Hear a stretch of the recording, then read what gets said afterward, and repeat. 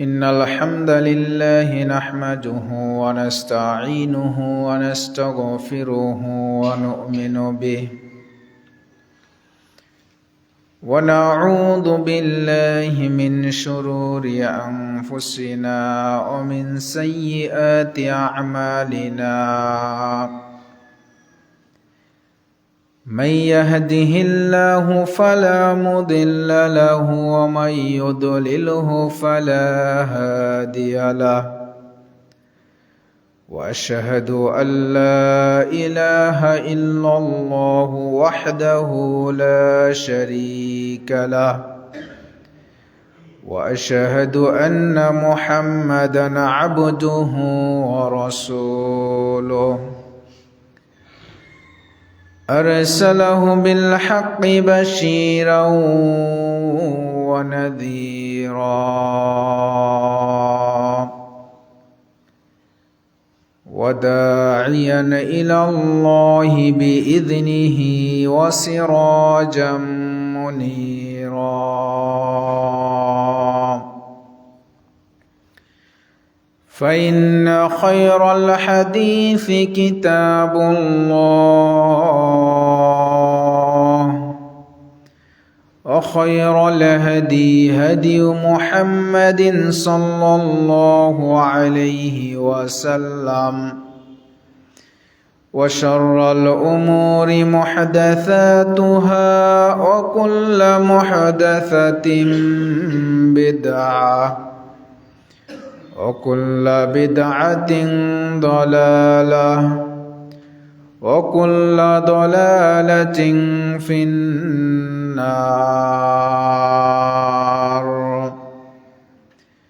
فأعوذ بالله من الشيطان الرجيم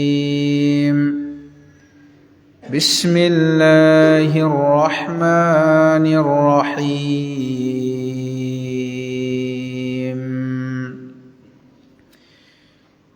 يا أيها الذين آمنوا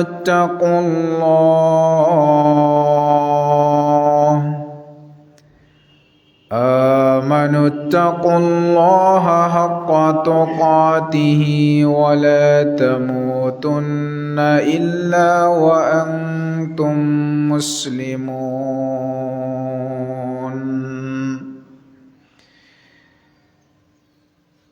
يا أيها الناس اعبدوا ربكم الذي خلقكم من نفس واحدة وخلق منها زوجها وبث منهما رجالا كثيرا ونساء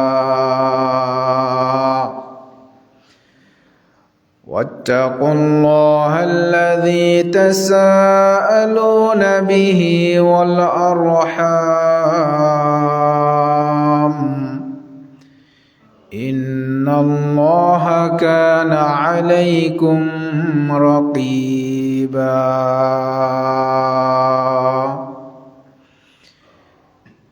يا أيها الذين آمنوا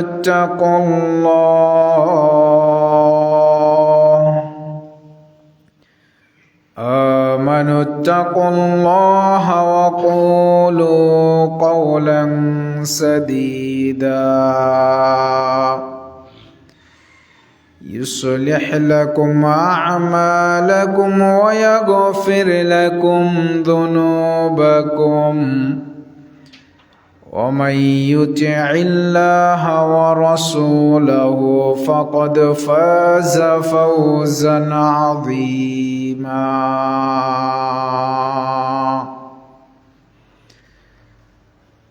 أما بعد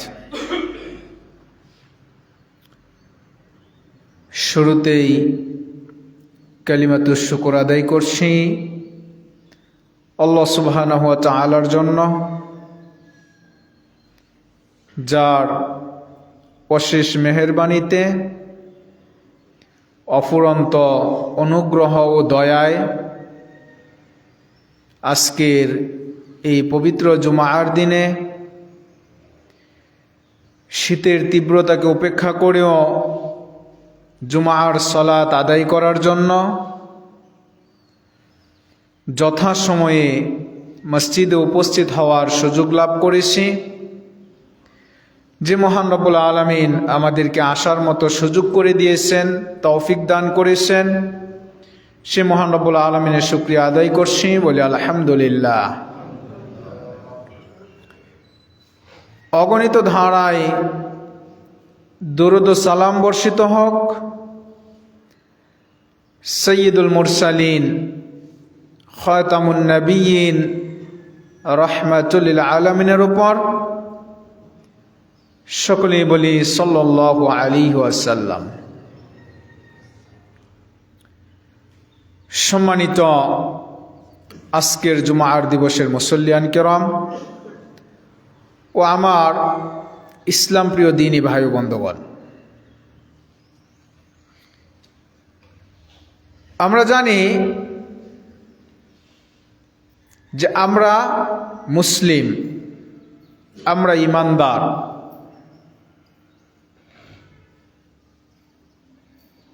একজন ঈমানদার হিসাবে আমাদের উপর নামাজের ব্যাপারে, সালাতের ব্যাপারে খুবই যত্নশীল হওয়া দরকার।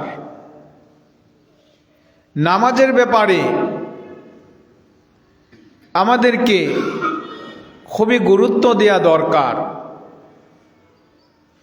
কারণ আমরা জানি যে রাসূল সাল্লাল্লাহু আলাইহি ওয়াসাল্লাম ঈমান আনার পরে যে বিষয়টিকে সবচেয়ে বেশি গুরুত্ব দিয়েছেন, যে বিষয়টিকে সবচেয়ে বেশি গুরুত্ব বর্ণনা করেছেন, বারবার স্মরণ করিয়ে দিয়েছেন, সেটি হচ্ছে নামাজ। এমনকি রাসূলের জীবদ্দশায় গোটা জীবন যখন থেকে নামাজ ফরজ হয়েছে, প্রতিটি মুহূর্তে নামাজের কথা বলেছেন। মৃত্যুর পূর্ব মুহূর্ত পর্যন্ত রাসূল সাল্লাল্লাহু আলাইহি ওয়াসাল্লাম যখন মুমূর্ষ অবস্থায় ছিলেন, মৃত্যুর পূর্বে, তখনও তিনি বলেছেন সলাত সলাত ওয়া মা মালাকাত আইমানুকুম, তোমরা তোমাদের নামাজের ব্যাপারে যত্নশীল হবে, তোমরা তোমাদের নামাজের ব্যাপারে খুবই গুরুত্ব দিবে, কারণ এটি খুবই তাৎপর্যপূর্ণ একটি কাজ। নামাজ এমন একটি কাজ যে রাসূল সাল্লাল্লাহু আলাইহি ওয়াসাল্লাম বলেন, বান্দা আল্লাহ সুবহানাহু ওয়া তাআলার সবচেয়ে নিকটবর্তী হয়, সবচেয়ে কাছে চলে যায় কিসের মাধ্যমে? সেটি হচ্ছে সেজদার মাধ্যমে। আর নামাজের মধ্যে হচ্ছে সেই সাজদা। অতএব নামাজের গুরুত্ব আমাদের কেমন হওয়া উচিত, নামাজটাকে কিভাবে আমাদেরকে গুরুত্ব দেওয়া উচিত, আমাদেরকে একটু চিন্তা ভাবনা করা দরকার। আল্লাহ সুবহানাহু ওয়া তাআলা বলেন, কদ আফলাহাল মুমিনুন, মুমিনগণ সফলকাম হয়ে গিয়েছে, মুমিনগণ তারা নাজাত পাবে, মুমিনগণ তারা সফলকাম হবে। তা আমরা ধরে নিয়েছি যে আমরা তো মুমিন, আমরা তো মুসলিম, সুতরাং আমরা তো নাজাত পেয়েই যাব। কিন্তু আল্লাহ সুবহানাহু ওয়া তাআলা বলে দিয়েছেন, আল্লাযীনা হুম ফি সলাতিহিম খাশিউন, মুমিন কারা? আল্লাযীনা হুম ফি সলাতিহিম খাশিউন, যারা তাদের নামাজের মধ্যে ভীত সন্ত্রস্ত অবস্থায় থাকে, যারা খুশু খুদু সহকারে বিনয়ের সাথে সুন্দরভাবে সালাত আদায় করে, নামাজ আদায় করে, তারা তো হচ্ছে মুমিন। আল্লাহ সুবহানাহু ওয়া তাআলা যেই নামাজের একজন নামাজি ব্যক্তির গুণাগুণ বর্ণনা করেছেন, একজন ইমানদার ব্যক্তির গুণাগুণ বর্ণনা করেছেন, আমার আপনার মধ্যে কি আদৌ সেই গুণাগুণ রয়েছে কিনা? আল্লাহ তো বলেছেন কদ আফলাহাল মুমিনুন, আমরা যেহেতু ইমানদার দাবি করি আমরা তো সফলকাম হব, কিন্তু সফলকাম হওয়ার জন্য যে শর্ত সেগুলো আমাদের মধ্যে আছে কিনা? আমরা তো নামাজ পড়ছি, আমরা মনে করি যে আমি নামাজ পড়ছি, সালাত আদায় করছি, আমরা সাধারণত পশ্চিম দিকে ফিরে কিবলামুখী হয়ে আমরা সালাত আদায় করি। আমরা মনে করে থাকি যে পশ্চিম দিকে ফিরে সালাত আদায় করলাম আর আমার সালাত হয়ে গেল। আল্লাহ সুবহানাহু ওয়া তাআলা বলেন, লাইসাল বিররা আন তুওয়াল্লু ওয়ুজুহাকুম কিবালাল মাশরিক ওয়াল মাগরিব ওয়ালাকিন্নাল বিররা মান আমানা বিল্লাহ ওয়াল ইয়াউমিল আখির। যে যদি এমনটা মনে করে থাকি যে কিবলামুখী হয়ে সালাত আদায় করলেই হয়ে যাবে, পশ্চিম দিকে ফিরে সালাত আদায় করলেই হয়ে যাবে, এটাই যদি আমাদের চিন্তা ভাবনা হয়ে থাকে তাহলে এটা সঠিক নয়। কারণ আল্লাহ সুবহানাহু ওয়া তাআলা বলেন, লাইসাল বিররা আন তুওয়াল্লু ওয়ুজুহাকুম কিবালাল মাশরিক ওয়াল মাগরিব, তোমরা পূর্ব কিংবা পশ্চিম দিকে ফিরে সালাত আদায় করো, তাতে কোনো নেকি নেই, তাতে কোনো সওয়াব পাওয়া যাবে না, বিন্দু পরিমাণ কোনো নেকি হবে না। ওয়ালাকিন্নাল বিররা মান আমানা বিল্লাহ ওয়াল ইয়াউমিল আখির, নেকি তখনই হবে, কিবলামুখী হয়ে সালাত আদায় করলে নেকি তখনই হবে যখন আমি আপনি প্রকৃত ইমানদার হতে পারব, তখনই নেকি হবে। সুতরাং যদি মনে করে থাকি যে না কিবলামুখী হয়ে দাঁড়ালাম, রুকু সিজদা দিলাম আর সালাত হয়ে গেল, না, সালাতের যে গুণাগুণ রয়েছে, সালাতের যে বৈশিষ্ট্য রয়েছে, কারণ রাসূল সাল্লাল্লাহু আলাইহি ওয়াসাল্লাম তিনি বলেন, সল্লু কামা রাআইতুমুনি উসাল্লি, তোমরা আমাকে যেই পদ্ধতিতে যেমনি ভাবে সালাত আদায় করতে দেখেছ ঠিক একই পদ্ধতিতে তোমরা সালাত আদায় করো।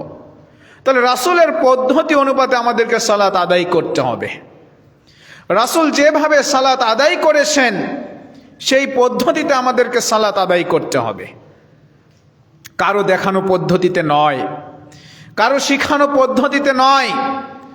রাসূল সাল্লাল্লাহু আলাইহি ওয়াসাল্লাম মসজিদে বসেছিলেন, এক সাহাবী মসজিদে এসে 2 রাকাত নামাজ পড়ে রাসূল সাল্লাল্লাহু আলাইহি ওয়াসাল্লামকে গিয়ে সালাম দিলেন। রাসূল সালামের উত্তর নিয়ে বললেন, ইরজি ফাসাল্লি ফাইন্নাকা লাম তুসাল্লি, তুমি যাও, ফিরে যাও, আবার সালাত আদায় করো। ফাইন্নাকা লাম তুসাল্লি, তুমি যে সালাত পড়েছ এটা সালাত হয়নি, তুমি আবার গিয়ে সালাত আদায় করো। লোকটি চলে গেল, আবার এসে সে সালাত আদায় করলো।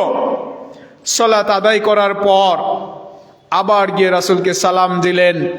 রাসূল বললেন, ইরজি ফাসাল্লি ফাইন্নাকা লাম তুসাল্লি, তুমি ফিরে যাও, তোমার নামাজ হয়নি, তুমি আবার সালাত আদায় করো। ফাইন্নাকা লাম তুসাল্লি, তুমি তো সালাত আদায় করনি। লোকটি আবার চলে গেল, আবার গিয়ে সালাত আদায় করলো। আদায় করার পর রাসূলকে এসে আবার সালাম দিলেন। রাসূল বললেন, ইরজি ফাসাল্লি ফাইন্নাকা লাম তুসাল্লি, তুমি ফিরে যাও, তুমি গিয়ে সালাত আদায় করো, তুমি তো সালাত আদায় করনি। লোকটি বলল, ইয়া রাসূলুল্লাহ, ইয়া রাসূলুল্লাহ, ওয়াল্লাযী বা'আসাকা বিল হক, ওই সত্তার শপথ যিনি আপনাকে সত্য সহকারে প্রেরণ করেছেন, আমি এর চেয়ে ভালো কোনো পদ্ধতিতে, এর চেয়ে ভালোভাবে, এর চেয়ে উত্তমভাবে আমি সালাত আদায় করতে পারি না। আমাকে সালাত শিখিয়ে দিন, আমাকে নামাজ শিখিয়ে দিন, কিভাবে সালাত আদায় করতে হবে। রাসূল সাল্লাল্লাহু আলাইহি ওয়াসাল্লাম বলেন, সল্লু কামা রাআইতুমুনি উসাল্লি, তোমরা আমাকে যেইভাবে সালাত আদায় করতে দেখেছো সেইভাবে সালাত আদায় করো। ওই সাহাবী সালাত আদায় করার পরও হয়নি, তাহলে চিন্তা করার দরকার, চিন্তা করার বিষয় যে আমার আপনার সালাত কতটুকু বিশুদ্ধ হচ্ছে।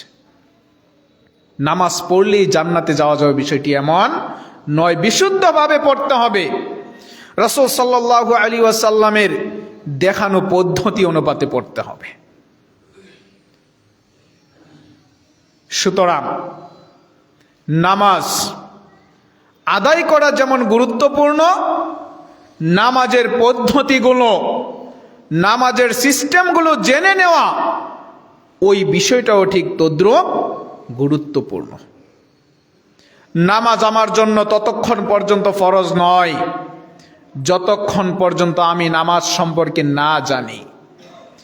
নামাজ কিভাবে পড়তে হয় আমার জানা নেই, নামাজ কাকে বলে, সালাত কাকে বলে আমি জানি না, কি পদ্ধতিতে পড়তে হয় আমার জানা নেই। যতক্ষণ পর্যন্ত আমি না জানবো ততক্ষণ পর্যন্ত ফরজ নয়। তার মানে কি আমি জানি না, না জেনে বসে থাকবো, বিষয়টি এরকম কখনোই নয়। আমাকে জানার জন্য চেষ্টা করতে হবে, আমাকে বুঝার জন্য চেষ্টা করতে হবে, আমাকে ওই পদ্ধতি সম্পর্কে জানতে হবে। কোথায় পাবো সেটা? রাসূল সাল্লাল্লাহু আলাইহি ওয়াসাল্লামের সুন্নাহর মধ্যে খুঁজে পাবো। আল্লাহ সুবহানাহু ওয়া তাআলা আমাদেরকে যেই কোরআন দিয়েছেন সেই কোরআনের মধ্যে খুঁজে পাবো। আমাকে জানার জন্য চেষ্টা করতে হবে, আমাকে বুঝার জন্য চেষ্টা করতে হবে। আমাদের অনেক সময় কিন্তু নামাজকে জানার জন্য, ইসলামকে বুঝার জন্য, কোরআনকে জানার জন্য আমাদের সময় হয় না। যখনই কোনো ইসলামী শরঈ কোনো বিষয় চলে আসে তখনই আমরা সুন্দর করে একটি অজুহাত দিয়ে আমরা পাশ কাটিয়ে চলে যাই যে এটা তো আমি জানি না, ওই যে আমাদের মসজিদের যে ইমাম সাহেব রয়েছেন তিনি জানেন, এটা আমার দরকার নেই, এটা উনি বুঝলেই চলবে। বিভিন্নভাবে সুন্দর করে ইমাম সাহেবের দোহাই দিয়ে, বড় হুজুরের দোহাই দিয়ে আমরা পাশ কাটিয়ে চলে যাওয়ার চেষ্টা করি। কিন্তু একথা বলে কাল কিয়ামতের মাঠে কি পরিত্রাণ পাওয়া যাবে? কখনোই নয়। কারণ আল্লাহ সুবহানাহু ওয়া তাআলা আমাকে আপনাকে চিন্তা করার মতো মেধা দিয়েছে, ব্রেন দিয়েছেন, মস্তিষ্ক দিয়েছেন। সুতরাং সকল কিছু যদি আমি অনুধাবন করতে পারি তাহলে কোরআন এবং হাদিস কেন অনুধাবন করতে পারবো না? অথচ আল্লাহ সুবহানাহু ওয়া তাআলা তিনি বলেন, ওয়ালাকাদ ইয়াসসারনাল কুরআনা লিযিকরি ফাহাল মিন মুদ্দাকির। আমি তো এই কোরআনকে সহজ করে অবতীর্ণ করেছি, খুবই সহজভাবে অবতীর্ণ করেছি, কঠিন কোনো বিষয় নয়। আছে কি কেউ উপদেশ গ্রহণকারী? তাহলে আল্লাহ যেটাকে সহজ করে পাঠিয়েছেন সেটা বুঝার মতো ব্রেন, সেটা বুঝার মতো বিবেক আমাদের হয় না, অথচ এর চেয়ে কঠিনটা আমরা বুঝি ঠিকই। তাহলে এটা কি মেনে নেওয়ার মতো কোনো বিষয়? কখনোই নয়। কারণ আমরা বুঝি না এটা সঠিক নয়, বরঞ্চ আমরা কখনো বুঝার জন্য চেষ্টাটুকু করতে চাই না। তাই কারো পরোয়া করে, কারো দোহাই দিয়ে আল্লাহ সুবহানাহু ওয়া তাআলার সেই কঠিন আযাব থেকে পরিত্রাণ পাওয়া যাবে না। নিজেকে জানার জন্য চেষ্টা করতে হবে, নিজেকে বুঝার জন্য চেষ্টা করতে হবে। আল্লাহ সুবহানাহু ওয়া তাআলা বলেন, ওয়া আকিমুস সালাহ ওয়া আতুজ যাকাহ ওয়া আতিউর রাসূল লাআল্লাকুম তুরহামুন। তোমরা সালাত কায়েম করো, ওয়া আতুজ যাকাহ, যাকাত প্রদান করো, ওয়া আতিউর রাসূল, এবং রাসূল সাল্লাল্লাহু আলাইহি ওয়াসাল্লামের আনুগত্য করো, রাসূলের অনুসরণ করো। তাহলেই তোমরা সফল কাম হবে, রহমত প্রাপ্ত হবে, নাজাত প্রাপ্ত হবে। আল্লাহ সুবহানাহু ওয়া তাআলা সফল কাম হওয়ার, রহমত প্রাপ্ত হওয়ার, নাজাত প্রাপ্ত হওয়ার, জান্নাতে যাওয়ার রাস্তা সহজ করে দেখিয়ে দিয়েছেন। কিন্তু আমরা সেই সহজ রাস্তায় আমরা যেতে চাই না।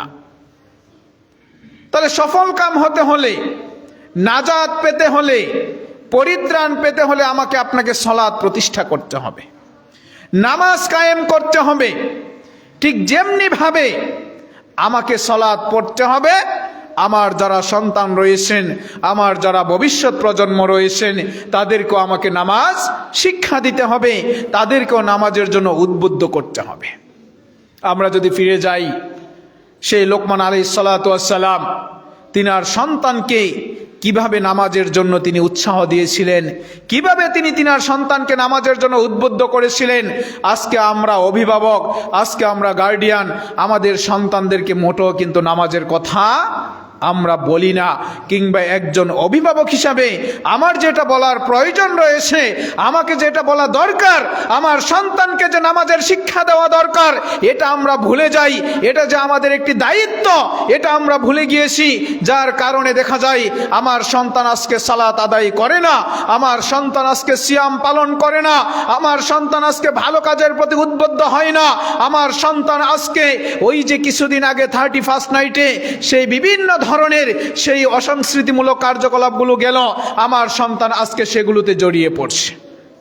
কারণ কিন্তু একটাই, কারণ আমি আমার সন্তানকে দ্বীনের ভালো শিক্ষাটুকু দিচ্ছি না। আমার সন্তানকে নামাজ সম্পর্কে আমি তাকে শিক্ষা দিচ্ছি না, ইসলামী শরঈ কোনো বিষয় আমি তাকে শিখানোর ব্যাপারে উদ্বুদ্ধ করছি না, বরঞ্চ আমি তাকে ওই অনৈসলামিক কার্যকলাপের প্রতি আমি যেন তাকে দিন দিন উৎসাহিত করে দিচ্ছি। আমার সন্তান সেগুলোতেই মত্ত হয়ে আসে, আমার সন্তান সেগুলোতেই লিপ্ত হয়ে আসে, যার কারণে কোনটা ইসলামিক আর কোনটা অনইসলামিক আমার সন্তান এটা অনুধাবন করতে পারে না। সে অনায়াসেই একটি অনইসলামিক কার্যকলাপে প্রতিনিয়ত সে লিপ্ত হচ্ছে। আর আমি একজন গার্ডিয়ান, প্রতিনিয়ত আমি সেগুলো বসে বসে অবলোকন করছি। আমার চোখের সামনে দিয়ে আমার মেয়েটি সেই 14 ফেব্রুয়ারিতে সেই দিবসকে পালন করার জন্য বের হয়ে যাচ্ছে। বিভিন্ন দিবসকে পালন করার জন্য আমার ছেলে মেয়ে আমার চোখের সামনে দিয়ে বের হয়ে যাচ্ছে, চলে যাচ্ছে, বিভিন্নভাবে অশ্লীল কার্যকলাপে লিপ্ত হচ্ছে। অথচ আমি একজন অভিভাবক, আমি একজন গার্ডিয়ান, আমি একজন সন্তানের পিতামাতা হিসাবে আমার চেয়ে চেয়ে দেখা ছাড়া আর কিছুই করার থাকে না। কারণ সন্তান এখন পরিণত বয়সে উপনীত হয়ে গিয়েছে, আর আমার ওই সন্তানকে ওই মুহূর্তে আমি শিক্ষা দিব, আমার সন্তানকে ওই মুহূর্তে আমি শাসন করব। ওই মাত্রা সে অতিক্রম করে ফেলেছে, কারণ আমার সন্তানকে যে ওই যে ছোট্ট 7 বছর বয়স থেকে আমি তাকে নামাজের শিক্ষা দেইনি। লোকমান আলাইহিস সালাতু ওয়াস সালাম তিনি বলেন, ইয়া বুনাইয়া আকিমিস সালাহ, ইয়া বুনাইয়া আকিমিস সালাহ, হে আমার বৎস, আকিমিস সালাহ, তুমি সালাত প্রতিষ্ঠা করো, সালাত কায়েম করো, তুমি সালাত আদায় করো। ওয়া আমুর বিল মা'রুফ ওয়া নাহা আনিল মুনকার ওয়াসবির আলা মা আসাবাক ইন্না যালিকা মিন আযমিল উমুর। তিনি তার সন্তানকে বলেন, ওয়া আমুর বিল মা'রুফ, নামাজ পড়ো এবং ভালো কাজের আদেশ করো, ওয়ানহা আনিল মুনকার, এবং অশ্লীল অন্যায় পাপাচার ইসলাম পরিপন্থী যে সকল কার্যকলাপ রয়েছে সেগুলো থেকে কি করো, তুমি বিরত থাকো, মানুষদেরকে বিরত থাকার জন্য তাদেরকে উদ্বুদ্ধ করো। ওয়াসবির আলা মা আসাবাক, এগুলো করতে গিয়ে তোমার উপর বিভিন্ন ধরনের বালা মুসিবত আসতে পারে, ভালো কাজ করতে গেলে বাধা আসতে পারে, অন্যায় কাজে বাধা দিতে গেলে আরো বড় ধরনের বাধা আসতে পারে। ওয়াসবির, তুমি ধৈর্য ধারণ করো, আলা মা আসাবাক, তুমি যেই বিপদের সম্মুখীন হবে, যেই বালা মুসিবত তোমার উপর আসবে সেগুলোতে তুমি কি করো, ওয়াসবির, তুমি ধৈর্য ধারণ করো। জেনে রাখো, ইন্না যালিকা মিন আযমিল উমুর, এটা খুবই কঠিন একটি কাজ, সকলে এটি করতে পারে না, সবার দ্বারা এটি হয় না। তুমি যদি প্রকৃত তাকওয়াবান হও, তুমি যদি প্রকৃত মুত্তাকি হও, আল্লাহ ভীরু হয়ে থাকো, তাহলে এটা তোমাকে দিয়ে হবে। কারণ ইন্না যালিকা মিন আযমিল উমুর, অনেক কঠিন একটি কাজ, সবাই এটি করতে পারে না। আজকে হচ্ছে তাই, আমরা কঠিন কাজ মনে করে সেটিকে ফেলে রেখেছি, কারণ ধৈর্য ধরতে পারবো না, এত ধৈর্য ধরা কি যায় নাকি? অথচ নবী রাসূলগণ কি পরিমাণ ধৈর্যের পরীক্ষা দিয়েছেন ইতিহাস আমাদের সকলের জানা আছে, নতুন করে বলার কিছু নেই। সেই ইব্রাহিম আলাইহিস সালাতু ওয়াস সালাম, তাকে আগুনে নিক্ষেপ করা হয়েছে, তারপরও তিনি ধৈর্যের পরীক্ষা দিয়েছেন। তার সেই প্রিয় সন্তান তাকে দিয়ে আসতে হয়েছে, নির্বাসনে দিয়ে আসলেন, তারপরেও তাকে ধৈর্য ধারণ করতে হয়েছে। সেই নূহ আলাইহিস সালাতু ওয়াস সালাম, তার সামনে তার সন্তানকে সেই পানিতে ডুবিয়ে দেওয়া হয়েছে, তারপরেও তিনি ধৈর্য ধারণ করেছেন। নবী মুহাম্মদুর রাসূলুল্লাহ সাল্লাল্লাহু আলাইহি ওয়াসাল্লামের ধৈর্যের পরীক্ষা আমাদের কাছে সুস্পষ্ট, অথচ আমরা ওই ইতিহাস ভুলে গিয়েছি। সেই ধৈর্যের পরীক্ষায় যেন আমরা মোটেও যেতে রাজি নই, সেই ধৈর্যের পরীক্ষায় আমরা যেতে রাজি নই। আমরা নগদ তাৎক্ষণিক এখনই হতে হবে, নামাজ এখনই পড়লাম আমাকে এখনই জান্নাত দিয়ে দেওয়া হোক, আমি এখন যাকাত দিলাম এর বিনিময়ে আমাকে এখনই দিয়ে দেওয়া হোক। ধৈর্যের কোনো রেশ আমাদের মধ্যে নেই। অথচ তিনি বললেন, ওয়াসবির আলা মা আসাবাক ইন্না যালিকা মিন আজমিল উমুর, এটা খুব কঠিন একটি কাজ, সুতরাং প্রতিটি ব্যাপারে আমাকে আপনাকে ধৈর্য ধারণ করতে হবে। লুকমান আলাইহিস সালাতু ওয়াস সালাম এইভাবে তার সন্তানকে ধৈর্য শিক্ষণের প্রতি সেই শিক্ষা দিয়েছেন, বিভিন্নভাবে তিনি উদ্বুদ্ধ করেছেন। সন্তান প্রতিপালনের বিভিন্ন দিক রয়েছে, হয়তোবা পরবর্তীতে আরেক সময় সেদিকে যাব ইনশাআল্লাহ। তো আমাদের একজন গার্ডিয়ান হিসেবে আমাদের যে দায়িত্বগুলো ছিল আমরা কিন্তু সেগুলো ভুলে গিয়েছি। রাসূল সাল্লাল্লাহু আলাইহি ওয়াসাল্লাম বলেন, মুরু আওলাদাকুম বিস-সালাহ ওয়া হুম আবনাউ সাব'i সিনিন ওয়াফাররিকু বাইনাহুম ফিল মাদাজি' ওয়া হুম আবনাউ 10 সিনিন ওয়াদরিবুহুম আলাইহা আও কামা ক্বাল। রাসূল সাল্লাল্লাহু আলাইহি ওয়াসাল্লাম বললেন, আমি আপনি একজন সন্তানের অভিভাবক, আমি আপনি একজন সন্তানের গার্ডিয়ান, আমি আপনি একজন সন্তানের পিতা কিংবা মাতা যেই রয়েছি। রাসূল সাল্লাল্লাহু আলাইহি ওয়াসাল্লাম বললেন, মুরু আওলাদাকুম বিস-সালাহ, তোমরা তোমাদের সন্তানদেরকে নামাজের আদেশ করো, তোমরা তোমাদের সন্তানদেরকে নামাজের নির্দেশ দাও। ওহুম আবনাউ সাব'i সিনিন, এমত অবস্থায় তারা 7 বছর বয়সে মাত্র উপনীত হয়েছে। ফরজ হয়নি তাদের উপর নামাজ, নামাজ এখনো ফরজ নয়, কিন্তু তাদেরকে নামাজের প্রশিক্ষণ দেওয়ার জন্য সে যাতে করে নামাজে উদ্বুদ্ধ হয়ে ওঠে।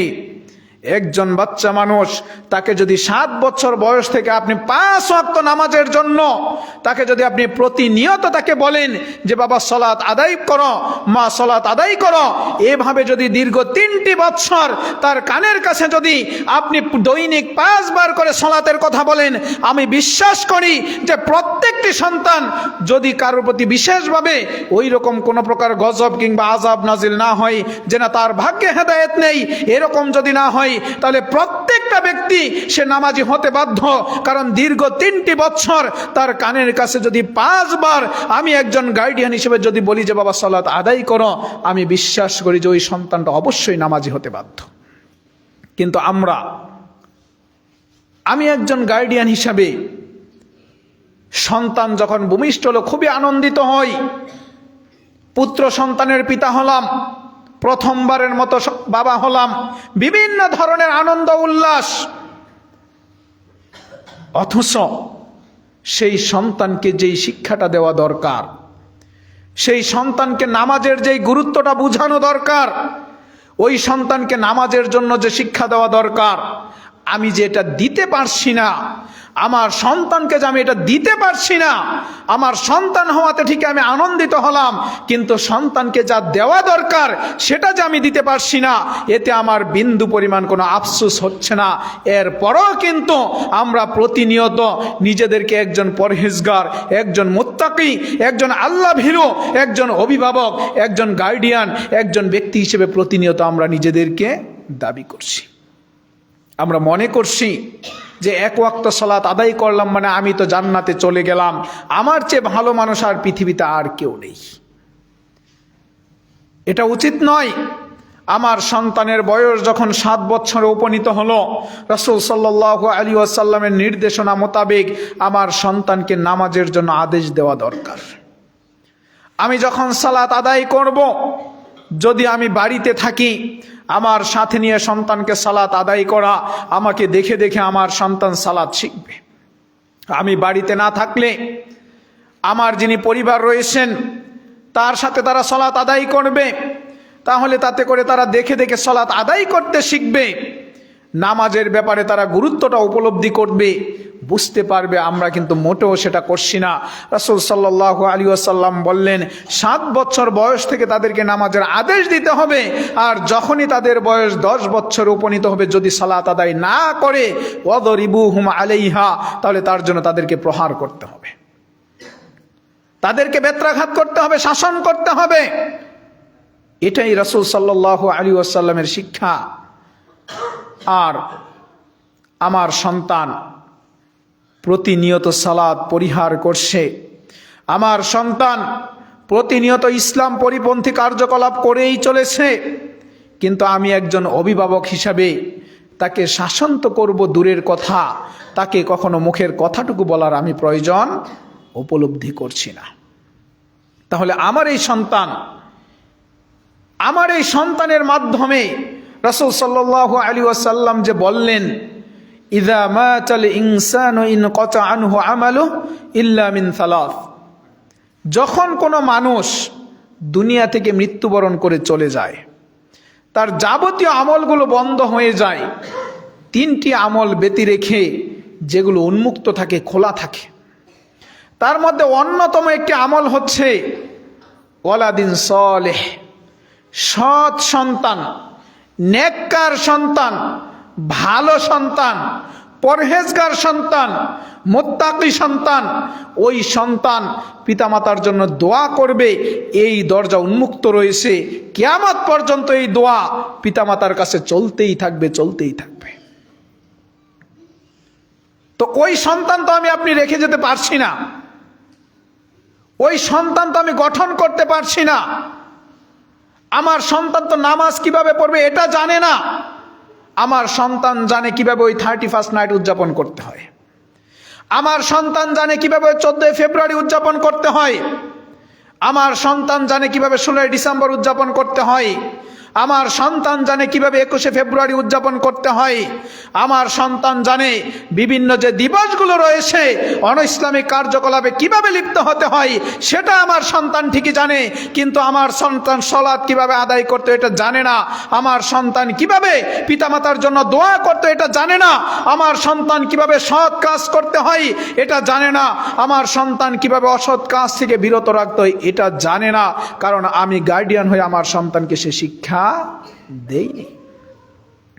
একজন গার্ডিয়ান হিসেবে আমার যেটা দায়িত্ব ছিল, একজন অভিভাবক হিসেবে আমার যেটা কর্তব্য ছিল, আমি সেটা ভুলে গিয়েছি।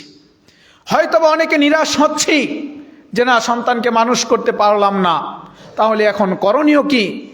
আফসোস করার কিছু নেই।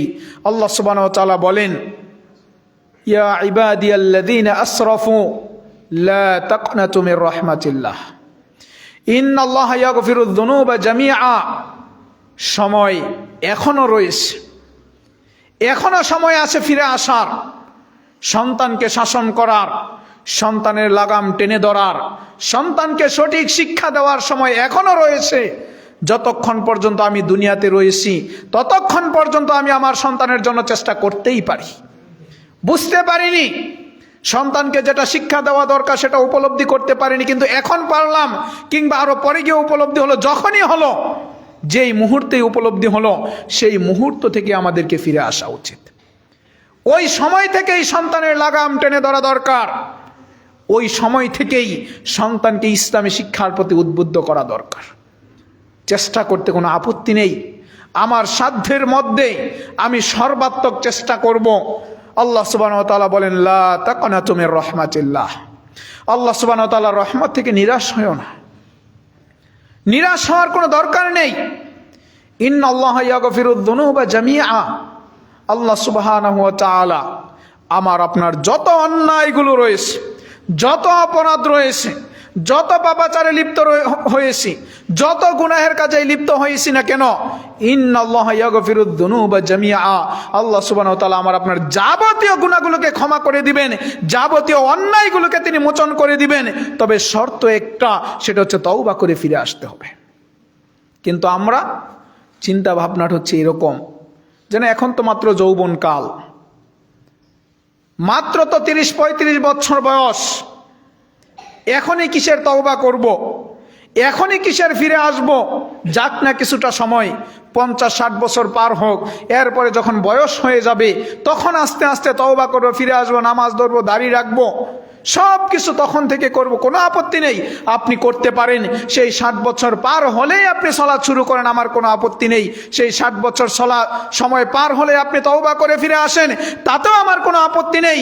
কিন্তু আমি আপনি এই মুহূর্তে যেখানে আসি, এখান থেকে যে আমি ফিরে যেতে পারবো জীবিত অবস্থায়, তার গ্যারান্টিটা আমাকে কে দেবে? এই গ্যারান্টিটা পাবো কোথায়? যদি গ্যারান্টি আমাকে কেউ দিতে পারে যে আমি 70 বছর বাঁচবো, তাহলে আমি 65 বছরের পরে আমি তওবা করে ফিরে আসবো, আমার কোনো আপত্তি নেই, আমি আপনি ফিরে আসতে পারি।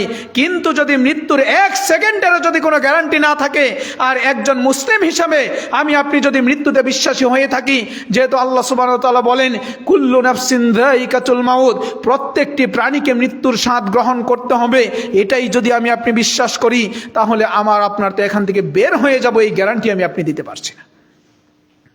হোক না সেটা শৈশবকাল কিংবা যৌবনকাল কিংবা বয়স্ক, যেটাই হোক, কখন কে দুনিয়া থেকে বিদায় নিয়ে চলে যাচ্ছে, আসার একটা ধারাবাহিকতা রয়েছে।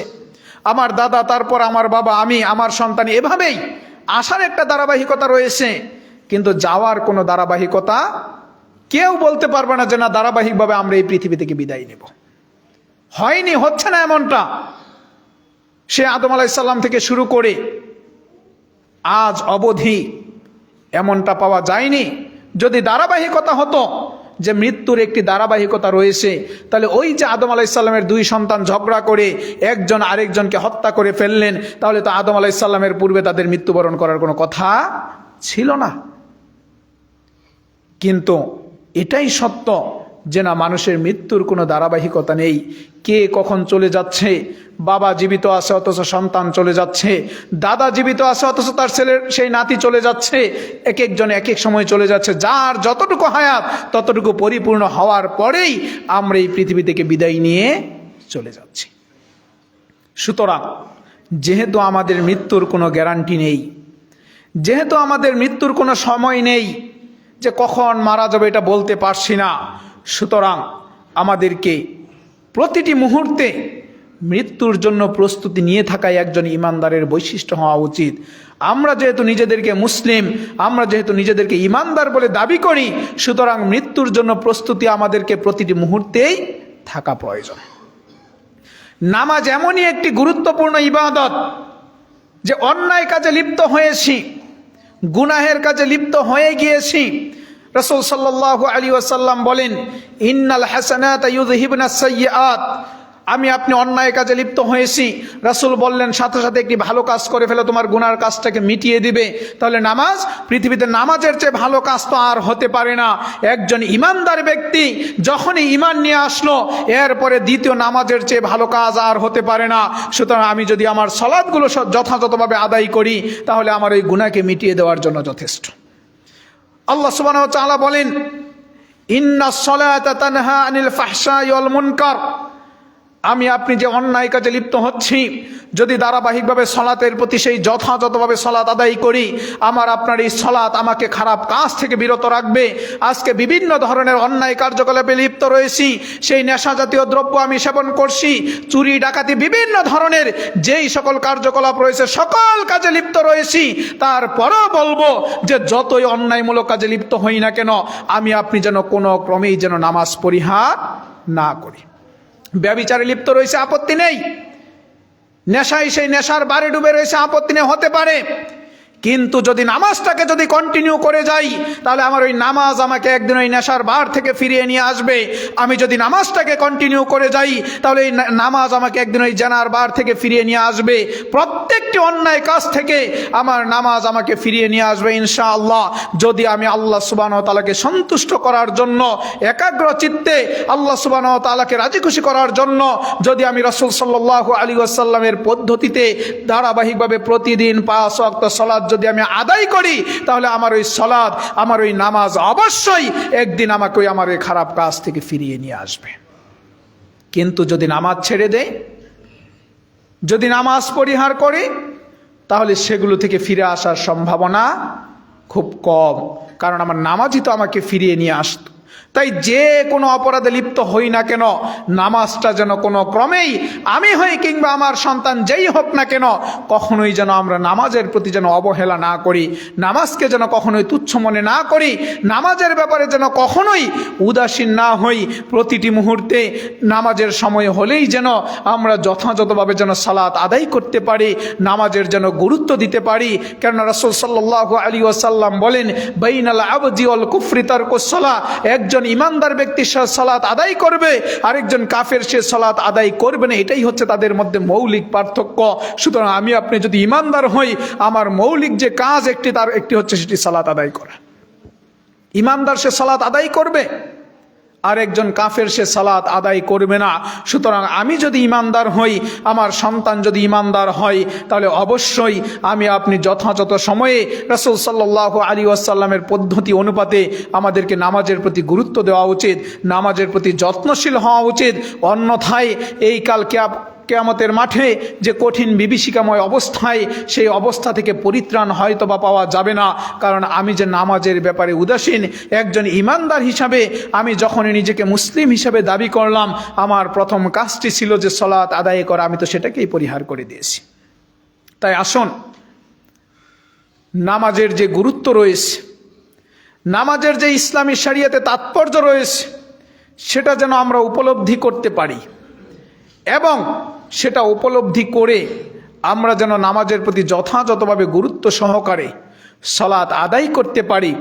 আমরা অনেকেই নামাজ বলতে কেবল সেই 2টি ঈদের নামাজকে আমরা নামাজ মনে করি। অনেক মানুষ আমরা রয়েছি কেবল 2 ঈদের সালাত আমাদের জন্য যথেষ্ট, আর কোনো নামাজের প্রয়োজন নেই।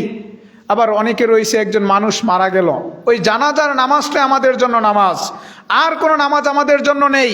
কিংবা আবার কেউ রয়েছেন যে যারা শুধু শুক্রবার জুমার নামাজটুকুই আমাদের জন্য নামাজ, আর কোনো নামাজ কিন্তু আমাদের জন্য নেই। এটা বড়ই দুঃখজনক বিষয়। অথচ সেই বুখারীর হাদিস, রাসূল সাল্লাল্লাহু আলাইহি ওয়াসাল্লামকে এক ব্যক্তি এসে বললেন, ইয়া রাসূলুল্লাহ, দুল্লানি আলা আমালিন ইযা আমিলতুহু দাখালতুল জান্নাহ, আমাকে এমন একটি আমল সম্পর্কে বলে দিন যেটা আমল করলে আমি জান্নাতে যেতে পারবো। রাসূল সাল্লাল্লাহু আলাইহি ওয়াসাল্লাম বললেন, তুমি 5 ওয়াক্ত সালাত আদায় করবে, 5 ওয়াক্ত সালাত আদায় করবে। রাসূল সেখানে জানাজার সালাতের কথা বলেননি, ঈদের সালাতের কথা বলেননি, কিসের কথা বলেছেন? 5 ওয়াক্ত সালাত আদায় করবে, তাহলে তুমি জান্নাতে যেতে পারবে। তাহলে শুধু জানাজার নামাজ কিংবা ঈদের নামাজ এটা আমাদের জন্য যথেষ্ট নয়। আমি বলছি না যে জানাজার নামাজ বাদ দিতে হবে, ঈদের নামাজ বাদ দিতে হবে, সেটা নয়। কিন্তু আমি যদি 5 ওয়াক্ত সালাত বাদ দিয়ে যত ঈদের নামাজ আদায় করি না কেন, 5 ওয়াক্ত সালাত বাদ দিয়ে শুধু জুমার নামাজ যতই আদায় করি না কেন, 5 ওয়াক্ত সালাত বাদ দিয়ে সেই ঈদের কিংবা জানাজার নামাজ যাই আদায় করি না কেন, ওই নামাজ আমার বিন্দু পরিমাণ কোনো কাজে আসবে না। ওই নামাজকে আল্লাহ সুবহানাহু ওয়া তাআলা ওজন করে দেখবেন না, বরঞ্চ সেগুলোকে বিক্ষিপ্ত ধূলিকণার নিয়ে আল্লাহ সুবহানাহু ওয়া তাআলা ফু দিয়ে উড়িয়ে দিবেন। তাই আসুন, শুধু জানাজার নামাজ নয়, শুধু জুমার নামাজ নয়, শুধু ঈদের নামাজ নয়, আমরা যেন ওই নামাজগুলোর পাশাপাশি 5 ওয়াক্ত সালাতকেও যেন আমরা গুরুত্ব দিতে পারি। 5 ওয়াক্ত নামাজের ব্যাপারে যেন আমরা যত্নশীল হতে পারি। আমি নিজেও যেন যত্নশীল হই, আমার সন্তানদেরকেও যেন নামাজের ব্যাপারে যত্নশীল করে তুলি, আমার পরিবারকেও যেন নামাজের ব্যাপারে যত্নশীল করে তুলি। আমি যেন আমার সমাজের যারা লোকজন রয়েছে, ওই যে লোকমান আলাইহিস সালাম বললেন, ইয়া বুনাইয়া আকিমিস সালাহ ওয়া আমুর বিল মা'রুফ, আমি যেমন নামাজ পড়ব, আমার পরিবারকে নামাজ পড়াবো, ঠিক একইভাবে আমি যেন মানুষদেরকে ওই নামাজের ভালো কাজের আদেশটুকু যেন করতে পারি। এই মর্মেই যেন আমরা নিজেদেরকে থেকে প্রতিনিয়ত প্রস্তুত রাখি। আসুন নামাজের ব্যাপারে যত্নশীল হই, নামাজের ব্যাপারে গুরুত্বশীল হই, নামাজকে যথাযথভাবে আদায় করার চেষ্টা করি। বিশেষ করে 5 ওয়াক্ত নামাজের ব্যাপারে যেন আমরা যত্নশীল হতে পারি। আল্লাহ সুবহানাহু ওয়া তাআলা আমাদের প্রত্যেককে সেই তৌফিক দান করুন, আমিন। ওয়া আখিরু দাওয়ানা আলহামদুলিল্লাহি রাব্বিল আলামিন।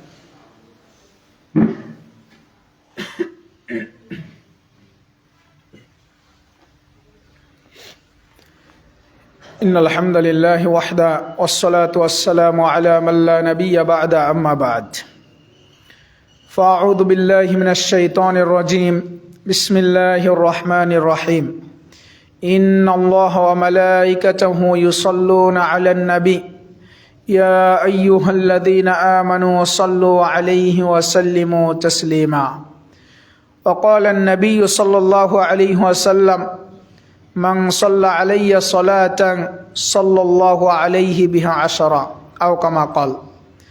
রাসূল সাল্লাল্লাহু আলাইহি ওয়াসাল্লাম বলেন, যদি কোনো ব্যক্তি আমার উপর একবার দুরূদ পাঠ করে আল্লাহ সুবহানাহু ওয়া তাআলা তার উপর 10টি রহমত বর্ষণ করেন। সুবহানাল্লাহ।